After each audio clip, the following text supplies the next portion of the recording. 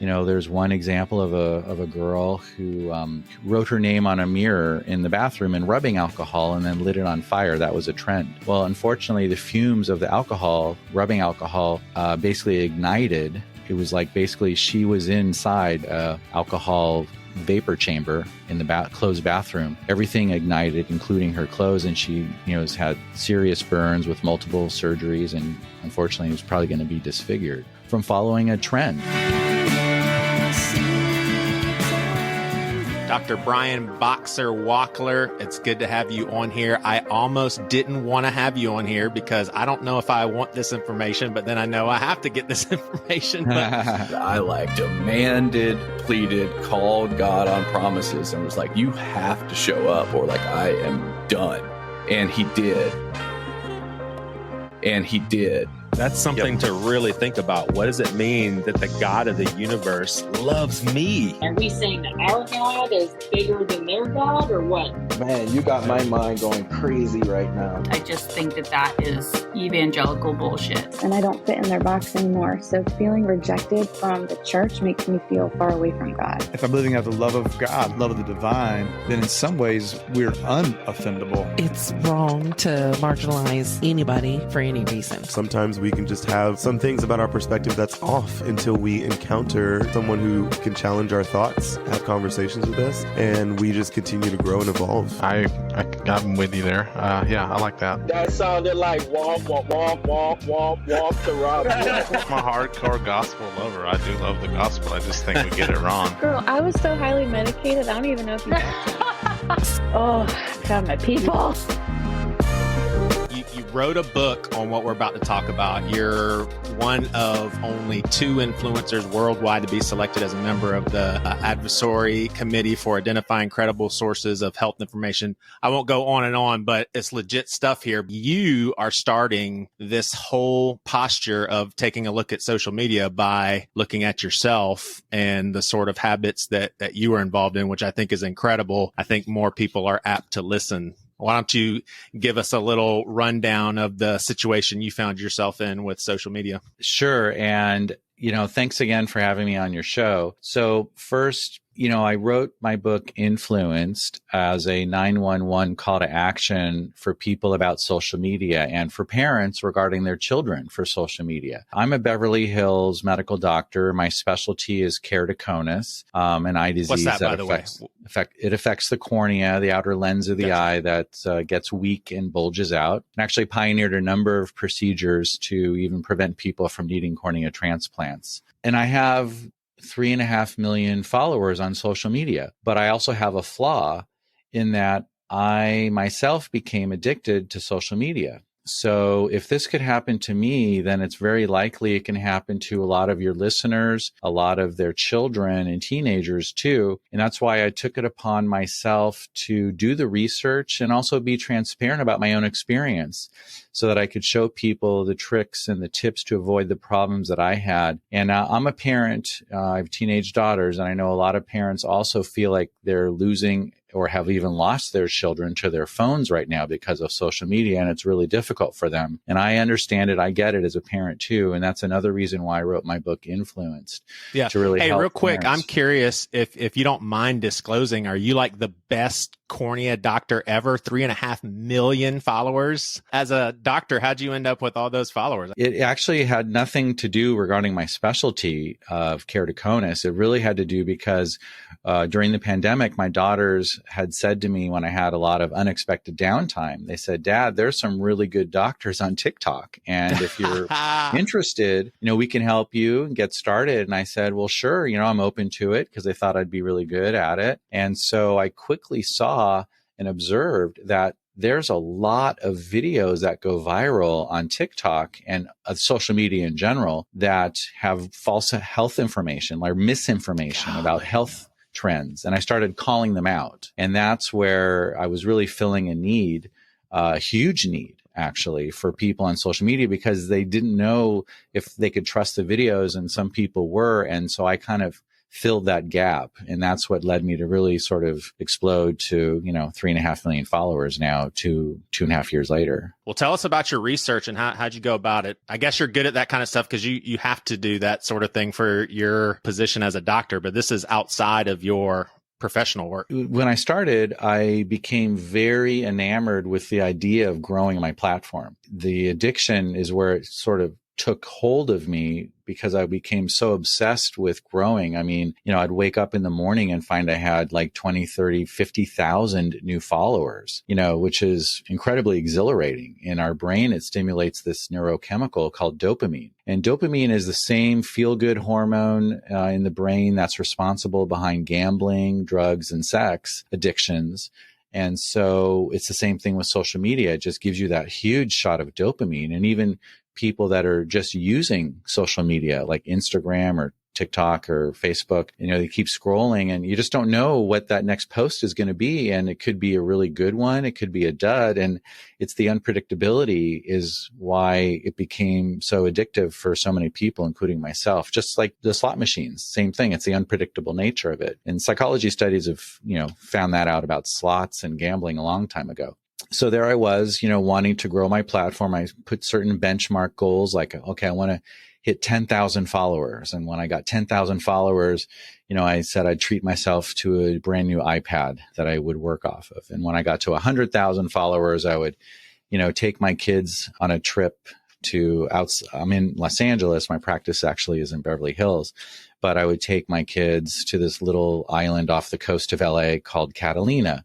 Yeah. And so I kept setting these benchmark goals, and then it was 1 million followers and, and beyond. And that became the obsession for me to the point that I actually, without even knowing how damaging it was becoming to the relationship with my family, like starting to pretty much put my social media role as an influencer above my real relationships. And that's where it really did caused you a lot start of picking stress. up on that, or you said it was kind of unbeknownst to you? Yeah, unbeknownst to me. So in fact, my kids would be giving me like looks and reactions and saying stuff, but I just kind of didn't even pay attention. They would even come home now as teenagers. Telling their parent about their day is already a rarity, but they would try to be talking to me about what happened. And I would be on my device, just focused on my activity as an influencer and just almost not listening, just one ear in the conversation. So it really came to a point, and it was starting to, put some stress on the relationship with my wife as well, who was supportive incredibly through the process, but she's human too and can only take so much. So they eventually literally had a TikTok intervention sit down with me. Who all was there? Even at the time, I actually was in denial. I'm like, well, what do you mean? Like I'm overdoing it and it's causing these things with you. Like you're not supportive of my goals. So, again, that's kind of what an addict for anything, doesn't have insight at the time. Eventually I did get insight, had a real, meeting of the minds with myself to realize, wow, I had actually really been neglectful of my family and then apologized to them profusely and came back to social media after having a bit of a break with a newfound perspective and a healthy perspective for how to balance it. And at the height of it, how long did that last? Like when you were at your peak use, did this go on for like a year, you think? I mean, it had been getting more and more and more and more, like probably over the course of a year or even, year and a half, actually. I mean, it's interesting to think, and I want to get into some of this with you, but how it seems like one of the bedrocks of why this thing is going so crazy is because typically as parents, it's our role to pass on to our kids the things that we learned, things that we're educated on, and we're not. Like we're in the same boat as they are. We have a little bit higher functioning just from an intellect, but we don't have the social media experience or knowledge either. I mean, is that what's magnifying the situation that we're in right now? 100%, because when we were young, like we were taught if the stove is hot, don't touch it. Exactly. Well, social media is like today's stove for kids, teenagers, and adults too, for that matter. But we don't really have the instruction on how to avoid burning ourselves. And that's why, kids and teenagers are incredibly more susceptible to the effects, the adverse effects of social media because of their brain. In fact, in my book, Influenced, I have a whole chapter called Easy Prey, why kids, teens are so susceptible to these influences and what's behind that with their brain development that's still in progress until, about age 25 and what's happening there and examples so people can relate if they're parents. So, but yes, that's exactly. And that's one of the reasons I actually did take the time to do all this research and be open about my own experience to write the book. Yeah. Right. Because the book was really, there's no book that's like this especially from somebody who is an influencer, like a bona fide influencer, right? Kind of opening up, what's behind the curtain, from personal experience and insights, because there's no resource and there's a big need for and that's why the book has been received so incredibly well. And I'm very grateful for that too. Yeah. So guys like you and I, we understand the before and after of the internet. And sometimes it's really hard for me to even imagine so I have a 16 and 14-year-old girls, and then I have 12 and 10-year-old boys, and not a one of them understands what the world was like before cell phones. And I can't imagine what that feels like to never know anything else. And I hate this mentality, but I think a lot of us, we look at history and we say, okay, cable TV, our parents' generation was probably like you're rotting your brain, you sit down all this time, Nintendo comes out, you're not outside enough. Why is this one a real deal game changer that's kind of different from anything else we've encountered? Social media is everywhere now. Most people have social media. And for the rare people who aren't on any form of social media, they certainly know people, friends or family who are. So it indirectly impacts them because of how it impacts the people who they know that have social media. So yeah, it's not going away. It's actually only going to get bigger and even more sophisticated. And, the apps are also designed to make us addicted and spend as much time as possible on their platforms because that's value to them. And so we need to learn how to manage it and balance it.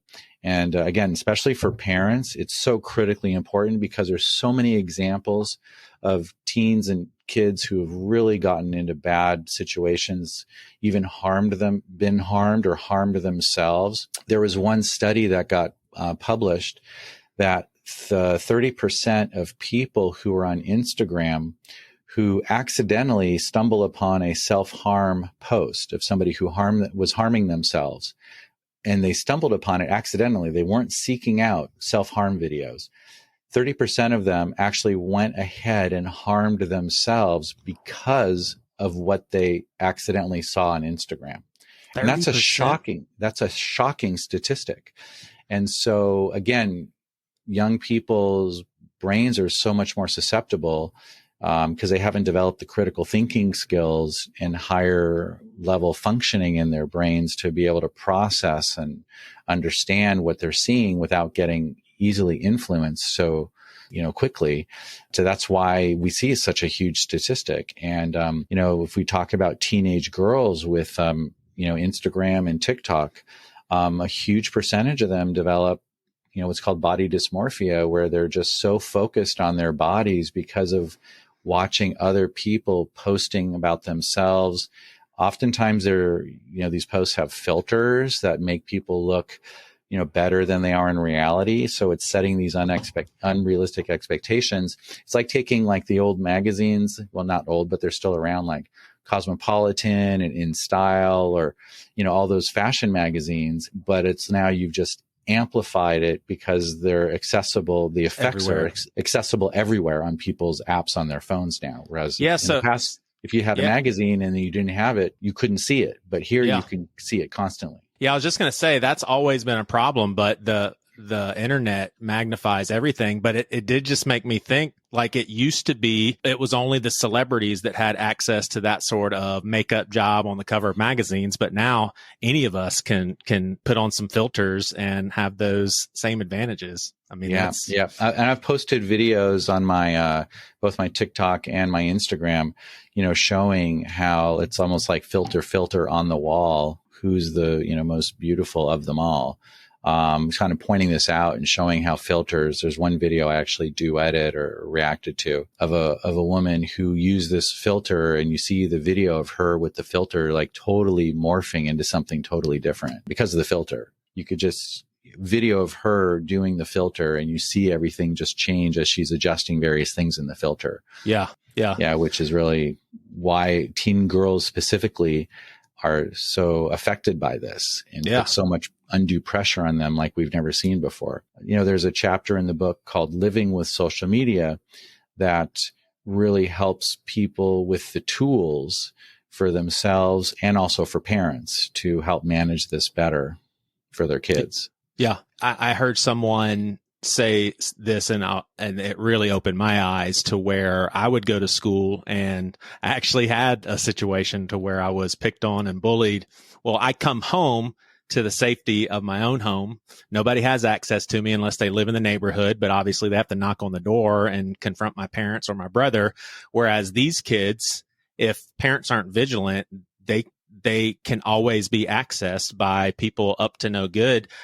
We hear the horror stories, and I've even seen it depicted on movies where a young guy is basically lured into a chat with a woman, girl that says that she's interested in him, and the whole time it's bullies picking on him, and then they expose the chat to embarrass and ruin his life. Like, how common is this? Because that's like at the very least, that's a year ruiner. Like, that can just ruin someone's whole year at that age. Worst case scenario, it could actually lead to suicide. I mean, is this a common bullying thing, that sort of story that I outlined? That's probably, well, first of all, bullying is very common and has some very serious effects, including, like you said, suicide because of being bullied online and social media. That sort of ruse that you described, I'd say is, I don't know the commonality of it, but I would say that's probably less common than just overt bullying of people with comments. Somebody posts something, and maybe somebody's a little overweight, and then, that person is starting to get all these hateful comments and bullying. That can be devastating for a teenager, whose mind is and psychological status is fragile, and that can tip people over, in a very dangerous way, and people have harmed themselves and committed suicide because of bullying. So, like, one of the tips in that chapter I mentioned before called Living with Social Media in my book is that don't engage with the bully. If a bully is hammering on you, or trolls are hammering on you, just do not engage, because you will never win, right? Because they have one agenda, and it's not like a civil debate, in the town hall. Like, you're not going to convince somebody who just has one agenda. So the best thing is to just not engage in a bully. That's one important strategy. Yeah, I want to go down the list. I won't be able to get to all of them because I actually have some other questions too. But one of the recommendations is setting limits on social media. And I just wanted to know what, in your mind, is a good limit? Like, through your research, what'd you find? It really is case dependent. So, for some people, it might be 15 minutes. For some others, it might be an hour, depending on what they have going on in their lives, what responsibilities they have. For students, I think no more than a half an hour or an hour tops. On social media, not necessarily screen. Social media, right. Yep. Right. Yep. So, and you can set limits on the apps and even on your phone so that it will shut down. And it does give you the option to override it, and you have to be diligent and say you're not going to override it when it pops up. But sometimes you can actually put a password in and scramble the password so you don't even know, and then you can never override it in that case. Did you do some specific research, like you talked about TikTok?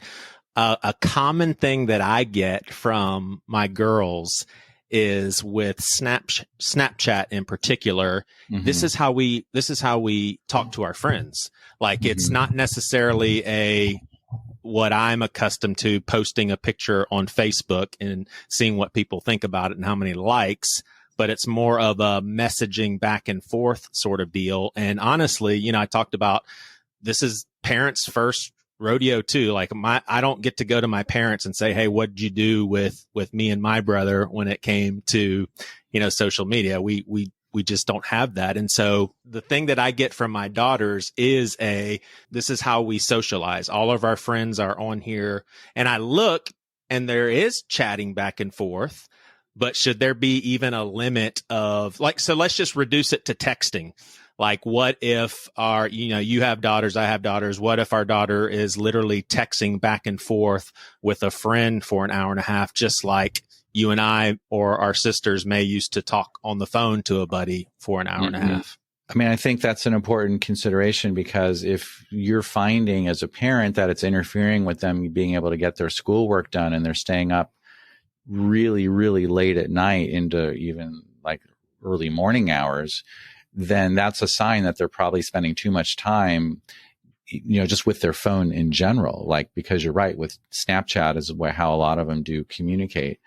And so you have to sort of be mindful of like, how late are your children staying up, and, how much are they using their phone at night? And sometimes you have to take the phone away at night and say, you'll have it back, in the morning, because you have more important things you need to make sure that get done. So at the end of the day, parents are still the grown up in the room. And the best way, and research has shown this, for parents to monitor and modulate, most importantly, their children's social media use is to join the apps, create an account on your own phone as an adult, as the parent, on, like, let's say TikTok. A lot of adults are on Instagram, and more are on TikTok too. But if you're not, and you don't have an account, join the apps, because you want to kick the tires. You want to look around, see what it's about, but then you want to go with your child together, look at their account on their phone and see who are they following. And as a grown-up, you can really see those accounts and see what type of videos they have and see if they have good influences.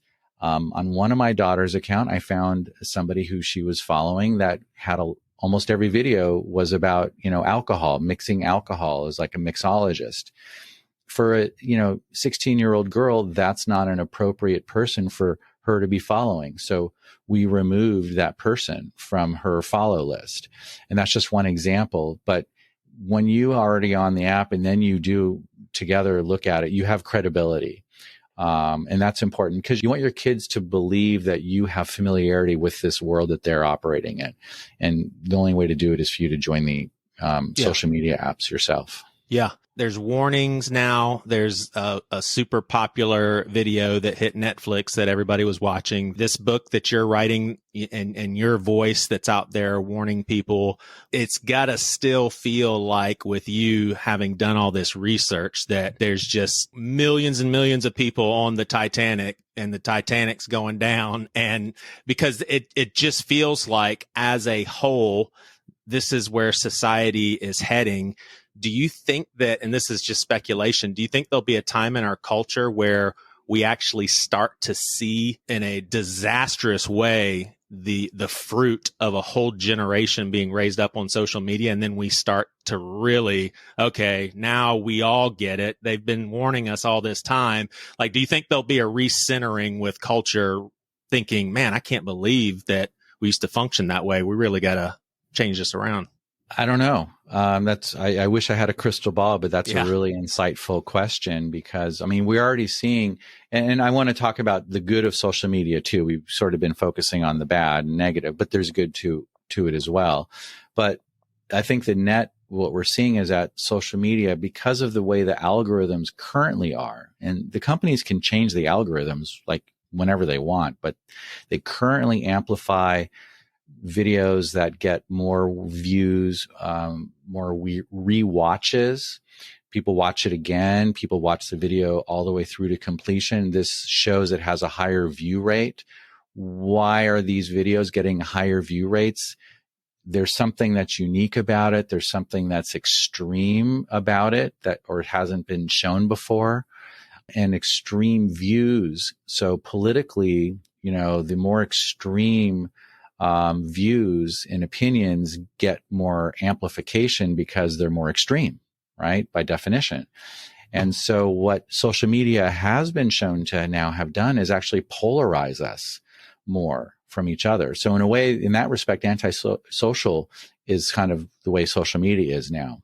Even it's bred more distrust among people with institutions, more distrust people now have with government than ever before because of those effects. So, but down the road, will we, or a lot of people, have a collective wakening up and realize, oh my gosh, like we have to really get off the apps or take a big step back from them? I don't know. Again, because they're right now designed to be so addictive, and they really are effective at that. It's like, if somebody's addicted to heroin, can you rationalize with that person? Right. It's pretty challenging. It's right. pretty challenging. The polarizing, I thought about this, and I mean, that's so right. Like, I think of when I was young, just barely, but I could have like I was raised Southern, just ultra conservative. And, like I said, just barely, but I could still have someone that's a Democrat or liberal in a category of good in my head. Like, if I got to know the person, like, it's not like my parents said all of those people that vote that way is bad. But nowadays, like, let's just take a conservative kid or a more liberal kid whose parents are kind of on the other side of the spectrum. And they're basically being raised and trained just to write them off, cancel them just because of who they're affiliated with. Whereas some of these are good people. They just don't agree. And they may be wrong on some things. You're probably wrong on some things, but we're not talking the heart of a person right now. Like, I never thought about how many kids probably have their parents in like this canceled frame of mind in their head because that's the woke thing to do. Yeah, and the cancel culture, the woke aspects of social media have definitely had, big ripple effects from that point of view. And I was only one of two people on my college debate team at UCLA who was not pre-law, right? I was pre-med. My other buddy, Ari Gelper, was a, business major. And so I learned early on about the importance of looking at both sides of an issue, because that's what you have to do when you're on the debate team, and come up with what you feel is the truth. But you have to still be open to listening to the other side. No. You are kidding me. Yeah. And no, that's a renegade concept. That's a renegade concept now, like to be open to listening to the other side.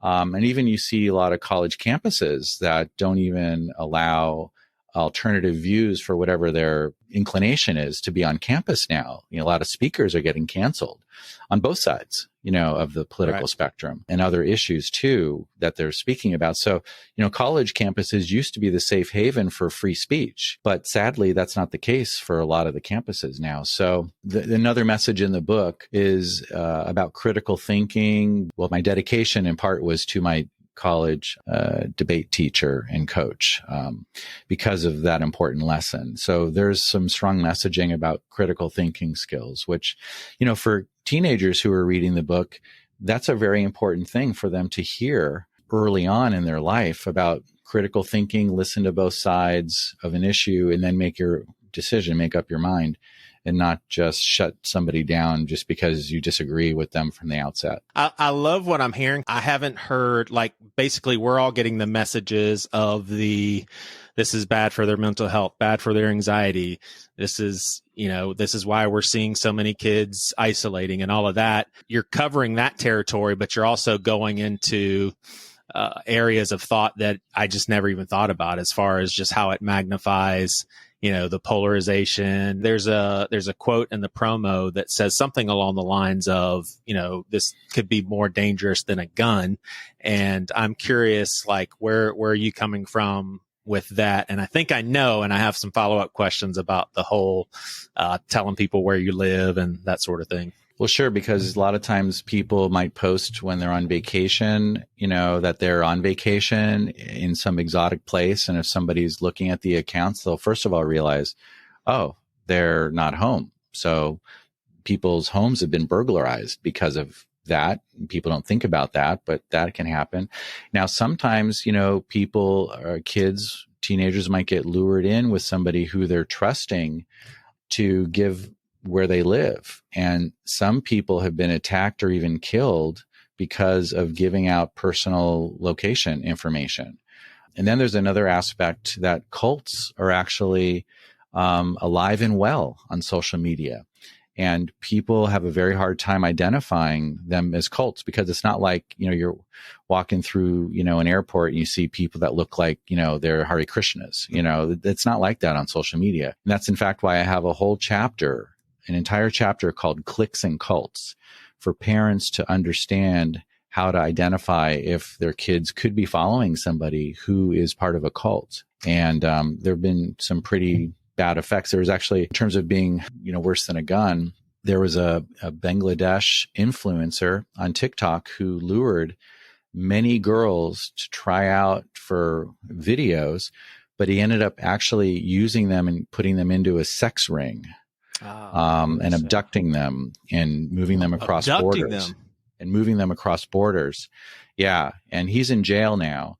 And I write about that in the book as well. So that's where, things, he looked like a fun playboy dancing around on his TikTok videos, and he's got hundreds of thousands of followers, but he was a rock star in Bangladesh, for example.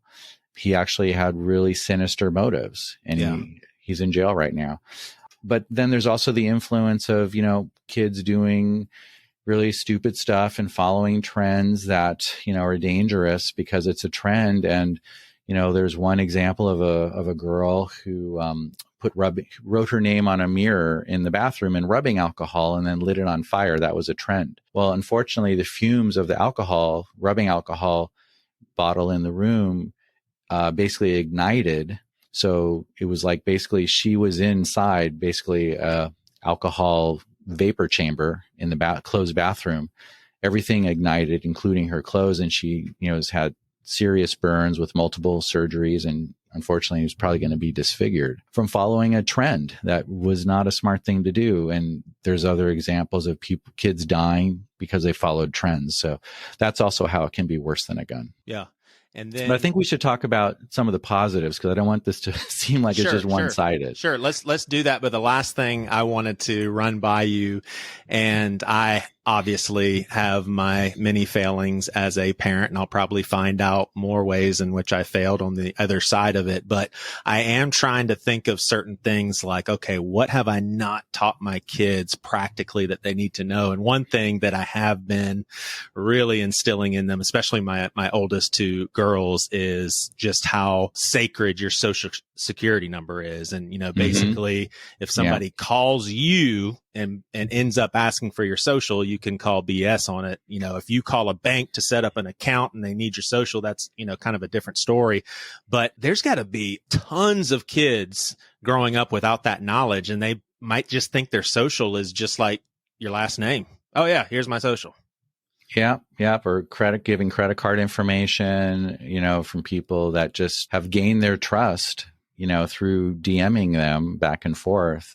It's very easy. Again, kids are more susceptible to this. Teenagers are more susceptible than adults because their brains are still forming, and the higher, the cortex in the brain is still sort of evolving until about, the mid-20s. Age 25 is generally when it's kind of the concrete's cured, so to speak. And then they've got their full level of higher level functioning and decision-making skills. Yep. All right. So tell us the good that you found. Well, certainly there's a lot of great entertainment on social media. A lot of very creative people make funny videos. You could spend hours and hours literally just losing yourself just watching funny videos, right? Dog videos, cat videos, just people doing fun stuff. So the entertainment value, is really strong with social media. The research value, there is a lot of good information that people do post that is valid and not misinformation. It's not part of that epidemic of misinformation. And so social media is becoming a little bit like a new search engine. So TikTok, Instagram, a lot of people will search instead of Google for information and get good quality information from creators and influencers that are reputable and have established themselves as being so over the years.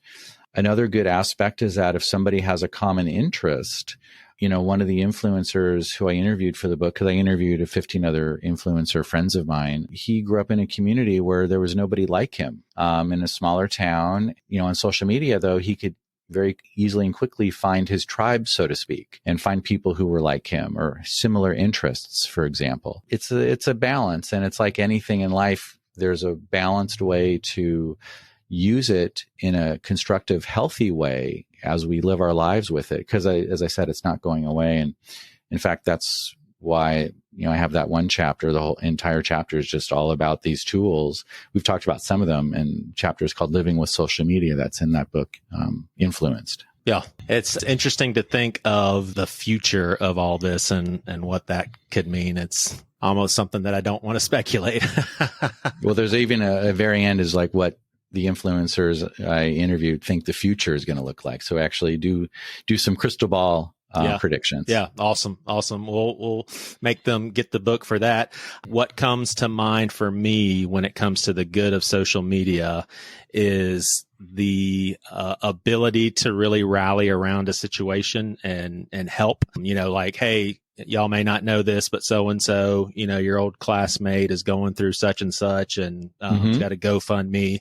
And then along those same lines are just reconnecting with people that outside of social media, there's just no chance in hell that we would have ever reconnected, with some of these people that we get to rekindle a friendship with. And those are the good ones for me. Yeah, but it seems like it's causing more harm than good, though. I think when Mark Zuckerberg came out with Facebook originally, that's what the intent was, what you just described. And of course, it's evolved into something, much bigger than that, much different than that. So I do want to wrap it up here. How are you doing things differently with your daughters? So because of my unique situation, being an influencer who had my addiction phase, we had a role reversal. Like they were the grown-ups and I was the child for a period of time. So they've actually never generally had an issue with social media because of the experience with me. So, but that's rather unique compared to other parents and their kids. Yeah, that does sound so. Well, hey, thank you so much. We'll definitely get word out about this book, put in the show notes, and congratulations on the accomplishment. And thank you for helping parents like me who didn't do all the research. I really appreciate it. My pleasure. And also people can grab a copy of the book on Amazon and Barnes & Noble. It's in every bookstore. And for people who prefer to listen to books, it's on Audible. I actually read and recorded it in the studio. So awesome. There's a little bit of a personal, more close connection when people want to get Audible because of how I read the book there in the studio. Awesome. Well, you got a calming voice, so that may be the route to go. Awesome. Cool, man. Do you prefer people to...